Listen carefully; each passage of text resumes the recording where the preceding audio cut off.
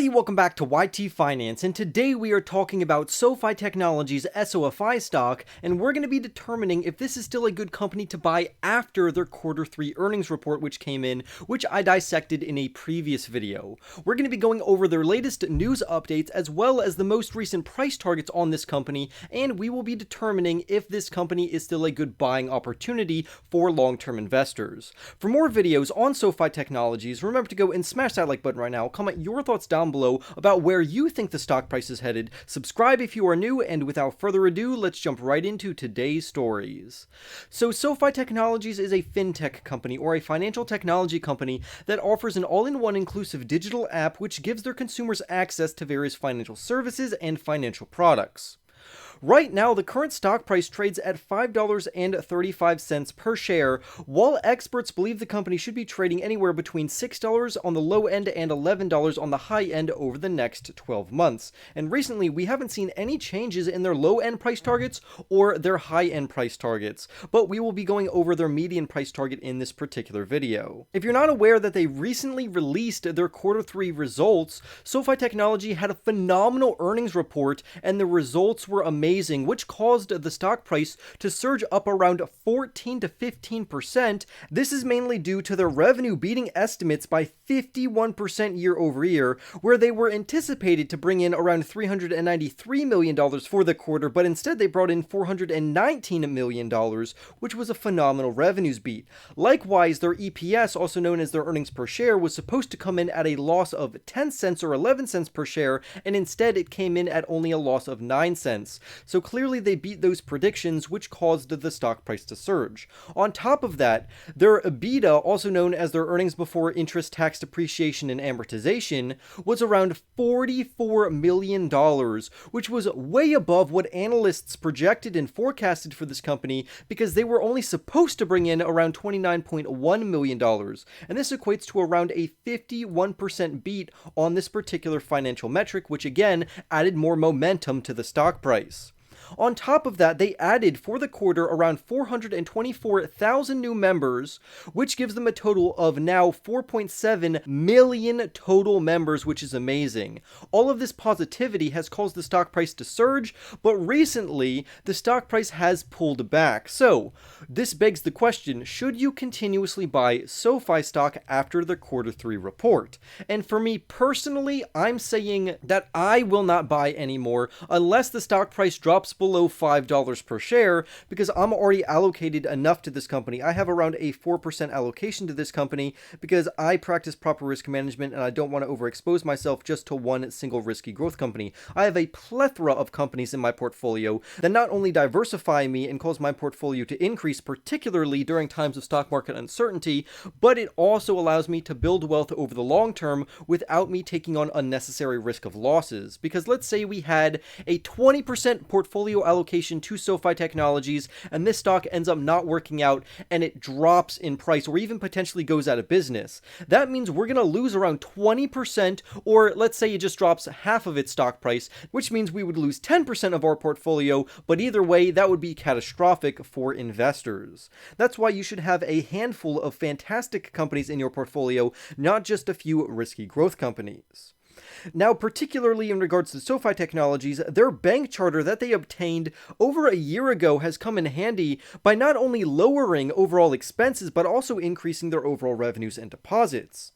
By having a bank charter under their belt, it allowed their customers to feel more comfortable depositing their money into an actual banking institution. And over the recent quarter, the total deposits of consumers and customers depositing and putting their money in checking accounts or savings accounts grew by around 86% to $5 billion. On top of that, the people who are putting their money into this particular checking or savings account have FICO scores of close to or around averaging 750.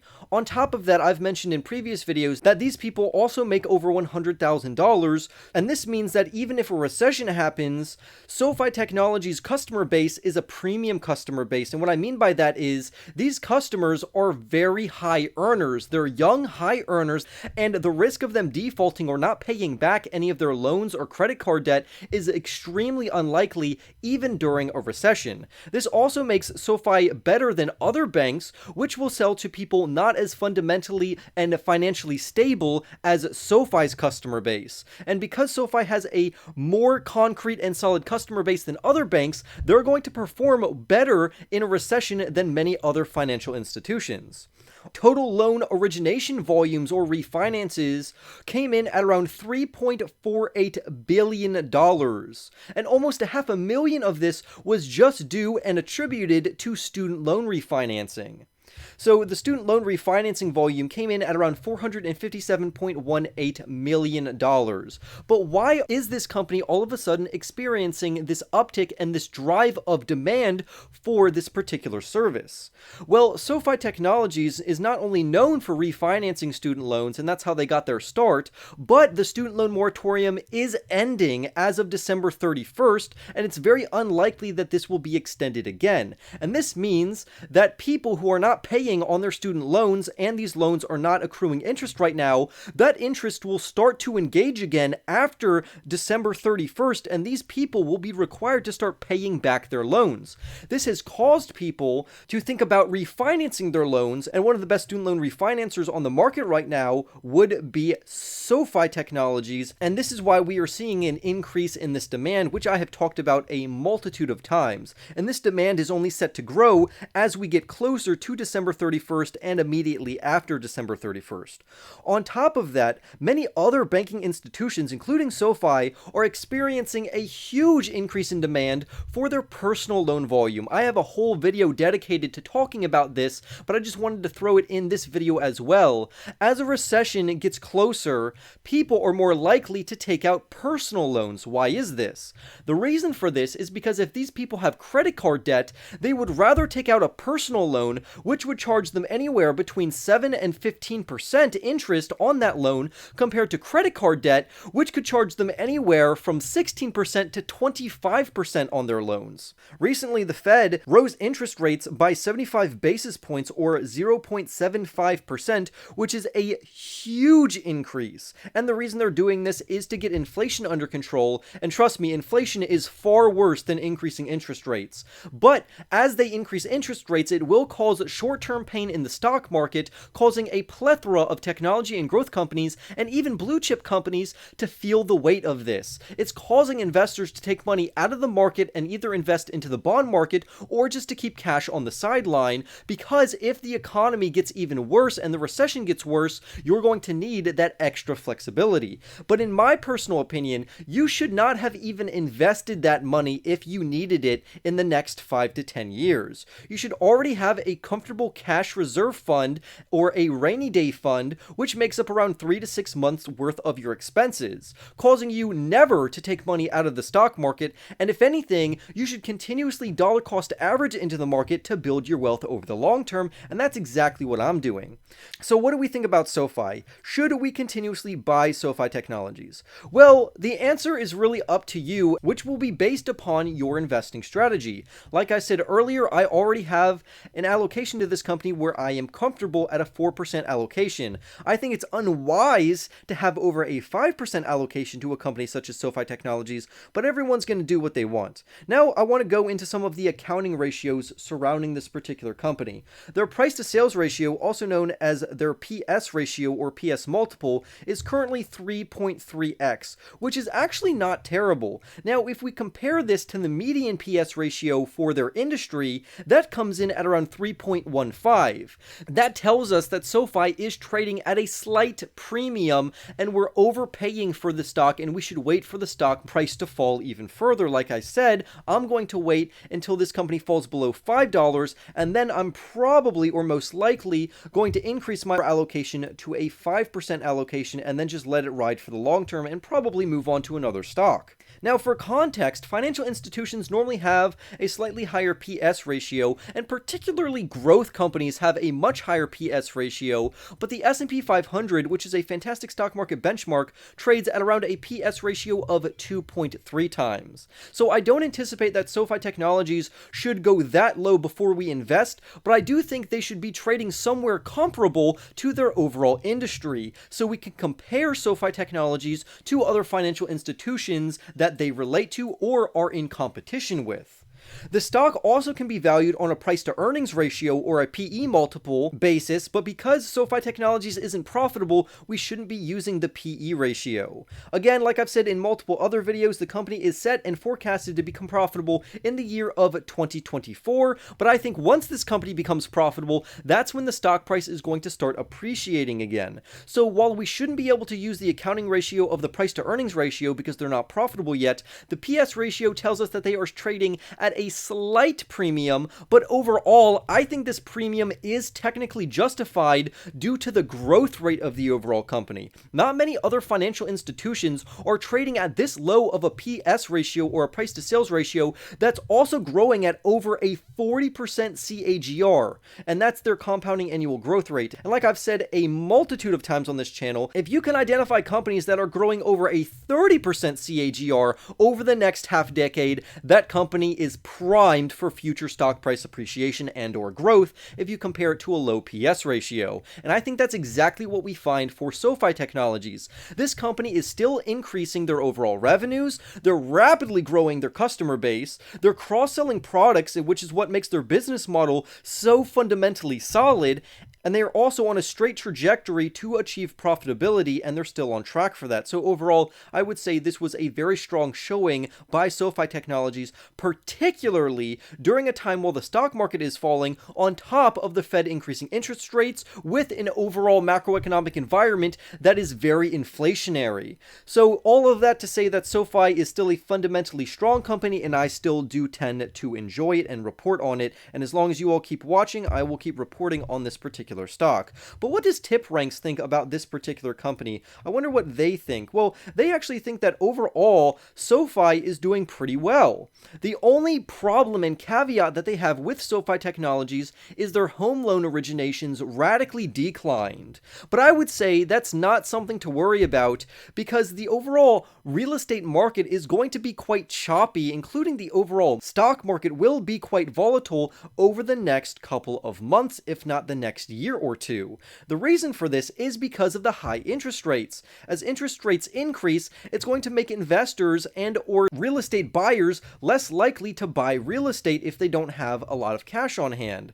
Because if you don't have enough liquidity to put down a suitable initial payment on a piece of real estate or a piece of property or land, that means that that interest rate over time that you're paying on that loan to buy that land is going to appreciate in the negative sense where you're going to owe a lot of money, which is why you should probably put down a large sum of money on that piece of property or real estate to begin with. But I also want to say that this is not exclusive to SoFi Technologies. Many other banking institutions have also seen a decline in their home loan originations. We even have a Wedbush analyst, which is a very respected institution, saying, and I quote, "Home loan originations continue to face macro headwinds from rising rates and as the company continues the process of transitioning to new fulfillment partners," end quote.